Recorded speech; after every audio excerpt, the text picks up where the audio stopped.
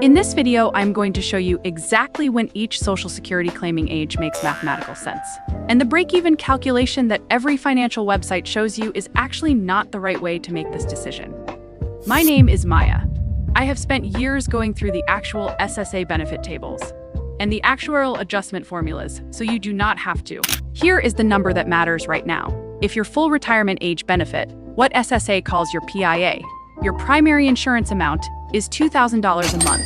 Claiming at 62 cuts that to $1,400. Claiming at 70 raises it to $2,480. That is a $1,080 difference every single month for the rest of your life.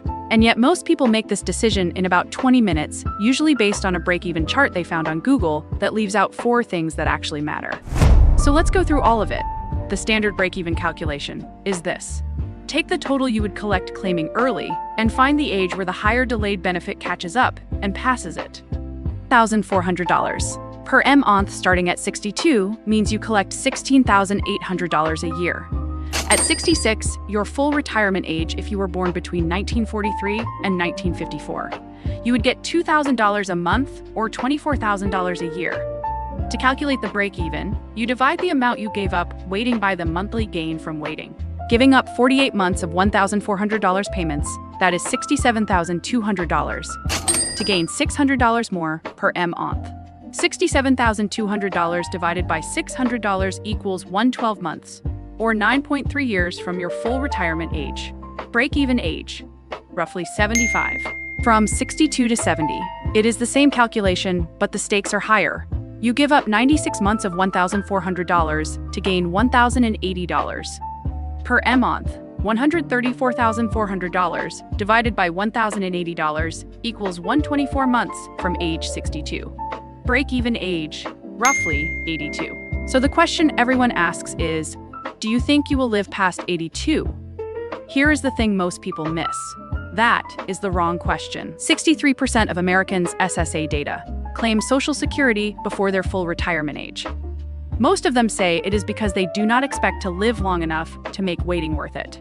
The problem is that this reasoning is based on average life expectancy from birth. That is not the number that applies to you at 62. If you are already 62 years old and in reasonably good health, SSA actuarial tables show your life expectancy from that point is closer to 84 for men and 86 for women, not 78. Not 80, 84 to 86. That means for the majority of people making this decision, waiting to 70 is not a gamble on longevity. It is the mathematically expected outcome. Meet Sandra. She is 61, retired from a school district in Ohio, and she told her financial planner she was planning to claim at 62 because her father died at 71. Her planner ran the actual actuarial numbers for a 62-year-old woman in good health. Expected lifespan, 87. Claiming at 62 versus 70, across those 25 remaining years, the total difference in lifetime benefits was $214,000. Sandra waited.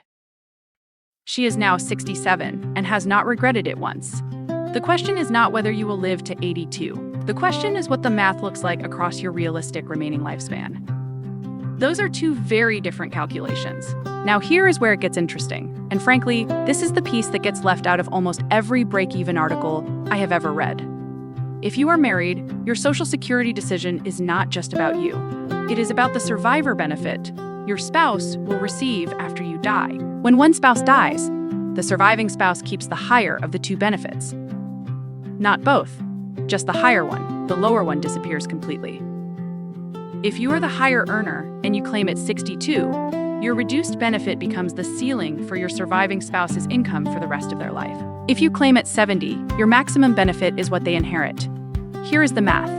Husband, higher earner, full retirement age benefit of $2,800. Claims at 62 gets $1,960 a month.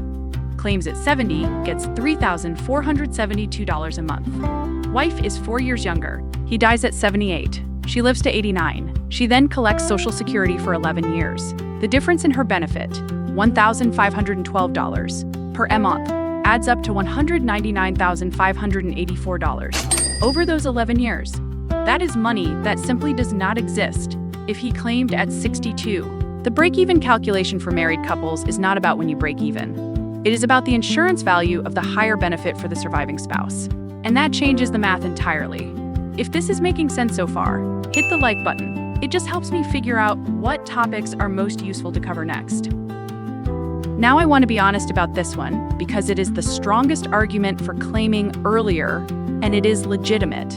Up to 85% of your Social Security benefit is taxable if your combined income, that is your adjusted gross income, plus tax-exempt interest plus half your Social Security, exceeds $44,000 for married couples, or $34,000 for married couples, or $34,000 for single filers. Here is what this means in practice. If you are drawing down a traditional IRA or 401k during the years you delay Social Security, those withdrawals count as income. Every dollar you pull from a pre-tax account while also collecting Social Security can trigger a $1.85 increase in taxable income.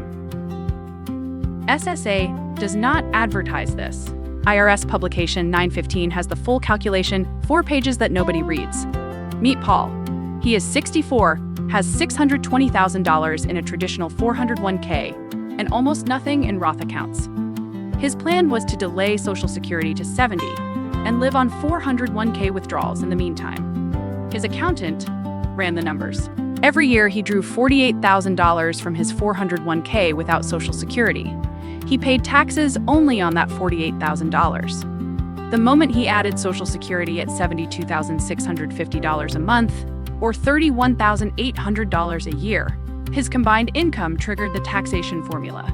He ended up paying taxes on $27,000 more per year than he expected. The actual net benefit of delaying to 70 dropped by roughly $340 per month in real purchasing power. The lesson here is not that you should always claim early. The lesson is that the break-even calculation without a tax analysis is incomplete. For people with large traditional IRA or 401k balances, doing Roth conversions in the years before Social Security begins can dramatically change the math. This one is kind of related to the tax piece, but it is a separate issue that catches people completely off guard. If you claim Social Security before your full retirement age and you are still working, SSA will withhold $1 of benefits for every $2 you earn above $22,320 per year. That is the 2024 threshold.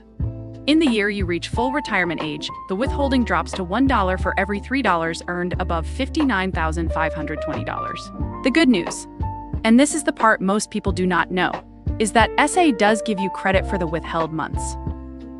Once you reach full retirement age, they recalculate your benefit upward to account for the months where benefits were withheld. So it is not a permanent loss, but it is a cash flow problem that can be severe. Here is what this means practically. If you are 62, planning to keep working full-time at $65,000 a year, and you claim Social Security at the same time, SSA will withhold roughly $21,340 of your annual Social Security benefit. On a $16,800 per year benefit, you would receive almost nothing. Claiming at 62 while working is, for most people, purely symbolic. The earnings test disappears at full retirement age. If you plan to work past 62, the decision of when to claim and when to stop working are not separate decisions. They need to be modeled together. Frankly, this is the part that got me when I first went through the actual SSA regulations. The earnings test is spelled out on page 31 of the SSA publication on retirement benefits.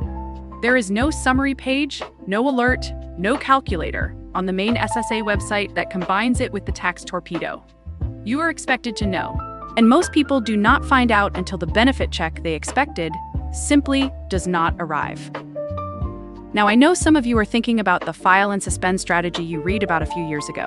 And look, that is a completely reasonable thing to bring up. It was a real strategy. It is gone now. And what replaced it is actually less flexible, but still worth understanding. File and suspend was eliminated in April 2016. Under the old rules, one spouse could file for benefits and immediately suspend them, which allowed the other spouse to claim a spousal benefit, while the first spouse's own benefit kept growing. Congress closed that loophole. What does still exist, and this matters, is the restricted application strategy for people born before the 2nd of January, 1954. If you were born before that date, you can still file a restricted application at full retirement age, collect only your spousal benefit, and let your own benefit grow to age 70. If you were born after the 2nd of January, 1954, this option is not available. You are deemed to be filing for whichever benefit is higher at the time you apply. The date cutoff is not approximate. The 2nd of January, 1954 is the exact line in the SSA regulations. If you do not know your birth date relative to that cutoff, you may be leaving a meaningful amount of money on the table or chasing a strategy that no longer exists for you. In fact, this next one might be the most important for people who are close to the decision right now. The single most common reason people claim Social Security early is not health. It is that they feel they need the income. They have retired, expenses continue, and Social Security is sitting there. What many of them do not model is the bridge strategy. You draw down your 401k or IRA in the years between retirement and 70, with the explicit goal of delaying Social Security until it is maximized. Then the higher Social Security benefit, inflation adjusted for life, no market risk, effectively replaces the portfolio withdrawals. The math on this is compelling. A $100,000 IRA withdrawal spread over 4 years from 66 to 70 to bridge to a higher Social Security benefit can produce more lifetime income than leaving the IRA untouched and claiming at 66. Especially in a scenario where the market has a bad decade. Social Security is the only inflation-adjusted, longevity-protected, government-guaranteed income stream most Americans will ever have access to. It is worth treating it as the last asset to tap, not the first. For most people with meaningful retirement savings, using the portfolio as a bridge is the better mathematical choice. And the lower risk one. Go to ssa.gov/myaccount.pull your earnings record. Look at the estimated benefits section. It gives you the projected monthly benefit at 62, at your full retirement age, and at 70. That is the starting number for every calculation in this video. It takes about 4 minutes and costs nothing. The Social Security claiming decision is not just a math problem about life expectancy. It is a decision about which financial risks you are most afraid of, running out of money in your 80s or missing income in your 60s. Those are different fears, and they point toward different answers for different people. This is genuinely complicated, and the information was never designed to be easy to find. The SSA website is not built around helping you optimize. It is built around processing applications. The strategy layer is your job to figure out, and most people are doing it with incomplete information. So here is the one thing you can do this week. Go to ssa.gov/myaccount.pull your estimated benefit at 62, your full retirement age, and 70, run the basic break-even from this video. Then layer in the spousal benefit question and the tax question. That sequence, in that order, is the actual framework for this decision. You did not make this decision the day you filed. You made it the day you finally understood what you were deciding.